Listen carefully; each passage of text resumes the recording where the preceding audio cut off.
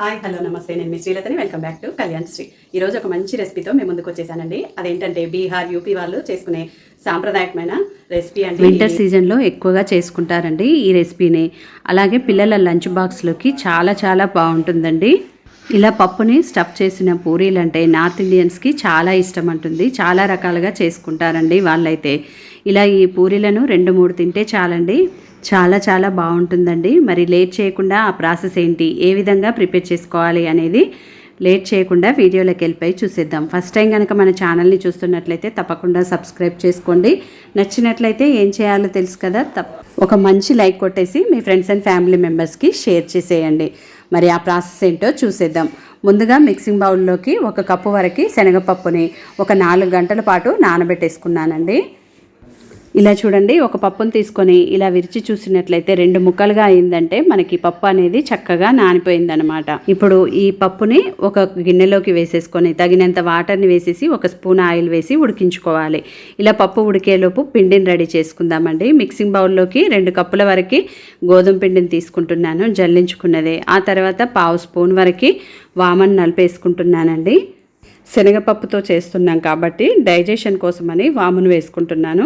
రుచికి సరిపడినంత సాల్ట్ని, 1/2 స్పూన్ వరకు పసుపుని, కలర్ కోసమేనండి, పూర్తిగా ఆప్షనల్ మాత్రమే.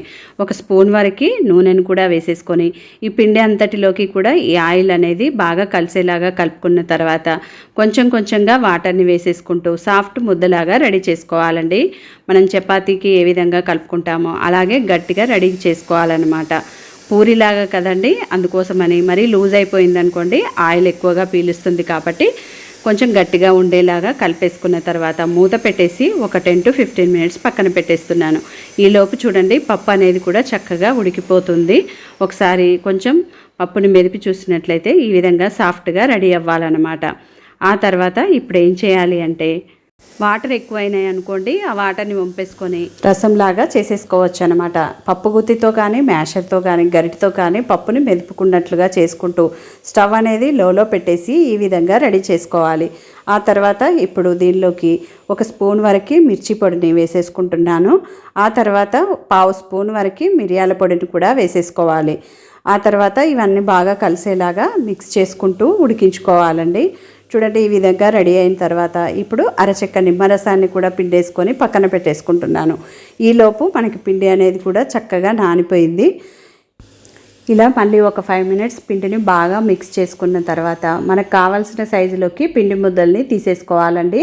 పెద్ద నిమ్మకాయ సైజ్ అంతా తీసుకోవాలండి. రెగ్యులర్గా చేసే పూరీలా కాకుండా కొంచెం మందంగానే చేసుకోవాలి. ఇక్కడ చూపిస్తున్న చూడండి, ఈ విధంగా రెడీ చేసేసుకున్న తర్వాత మనం ఉడికించి పక్కన చల్లారిపోయిన ఈ పప్పు మిశ్రమాన్ని ఇలా మధ్యలోకి పెట్టేసుకొని ఇదంతా కూడా క్లోజ్ అయ్యేలాగా పిండితోనే క్లోజ్ చేసేసుకోవాలి. చూడండి, ఇక్కడ చూపించిన విధంగా కవర్ చేసుకుంటూ క్లోజ్ చేసుకోవాలన్నమాట.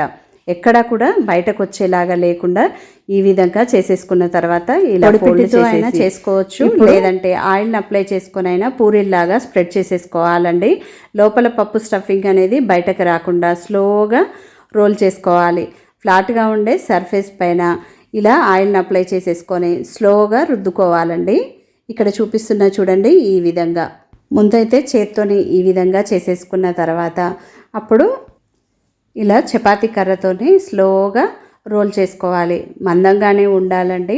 ఈ సైజులోకి రెడీ చేసేసుకున్న తర్వాత డీప్ ఫ్రైకి సరిపడినంత ఆయిల్ని పక్కనే వేడి చేసుకోవాలండి.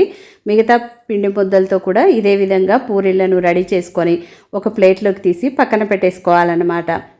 ఇలా చూడండి, అన్నీ కూడా ఇదే విధంగా ఒకే సైజులో ఉండేలాగా రెడీ చేసేసుకున్న తర్వాత 1 by 1 వేసుకుంటూ డీప్ ఫ్రై చేసుకోవాలి. చూడండి, ఆయిల్ అనేది కూడా చక్కగా వేడెక్కింది.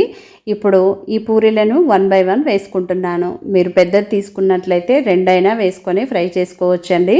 ఇవి పూరీలాగా ఎక్కువగా పొంగవండి. చూడండి, ఈ విధంగా అవి పైకి తేలేటప్పుడు దానిపైకి కొంచెం ఆయిల్ని ఇలా స్ప్రెడ్ చేస్తున్నట్లయితే పొంగుతూ పైకి వచ్చేస్తాయి. ఆ తర్వాత రెండో వైపుకి టర్న్ చేసుకొని ఇలా కొంచెం కలర్ చేంజ్ అయిన తర్వాత ప్లేట్లోకి తీసి పక్కన పెట్టేసుకోవడమే. మరొకటి కూడా ఫ్రై చేసి చూపిస్తా చూడండి. కొన్ని మాత్రం పొంగుతున్నాయి, మరికొన్ని మాత్రం పొంగట్లేదు. చూడండి, ఈ విధంగా స్టఫింగ్ అనేది బయటకు రాకుండా జాగ్రత్తగా రోల్ చేసుకోవాలని గుర్తుపెట్టుకోండి. పప్పు అనేది బయటకు వచ్చిందనుకోండి ఆయిల్ అంతా పాడయ్యే ఛాన్స్ ఉంది. చూడండి ఈ విధంగా వేడివేడిగా సర్వింగ్ ప్లేట్లోకి తీసుకొని సర్వ్ అవుట్ చేసేసుకోవడం. నార్త్ సైడ్ అయితే కర్డ్తోనే తినేస్తారండి. ఇక్కడ నేనైతే ఆ పప్పు ఉడికించిన వాటర్తోనే రసం పెట్టేసి ఆ రసంతోనే సర్వ్ అవుట్ చేసేస్తున్నాను. లోపల పప్పుతోనే ఈ పూరీలు అనేవి చాలా టేస్టీగా ఉంటాయండి. ఉట్టిగా తిన్నా కానీ చాలా బాగుంటుంది. పిల్లలకైతే భలే బాగా నచ్చేస్తుందండి. మరి ఒకసారి తప్పకుండా ట్రై చేయాల్సిన రెసిపీ అండి. మీరు కూడా ట్రై చేశాక మీకు ఎలా కుదిరింది అనేది మంచి ఫీడ్బ్యాక్ని నాతో షేర్ చేసుకోవడం అస్సలు మర్చిపోవద్దు. ఇంతేనండి. మరి పూరీలు మీ అందరికీ నచ్చినవనే అనుకుంటున్నాను. నచ్చినట్లయితే ఏం చేయాలో తెలుసు కదా, ఒక మంచి లైక్ కొట్టండి. అలాగే మీ ఫ్రెండ్స్ అండ్ ఫ్యామిలీ మెంబర్స్కి షేర్ చేయండి. మరిన్ని ఇలాంటి టేస్టీ రెసిపీస్ కనుక మన ఛానల్ని సబ్స్క్రైబ్ చేసుకోండి. మీరు కూడా ట్రై చేశాక మీకు ఎలా కుదిరింది అనేది మంచి ఫీడ్బ్యాక్ని కామెంట్ సెక్షన్లో నాతో షేర్ చేసుకోండి. Thanks for watching. See you in next video. Bye.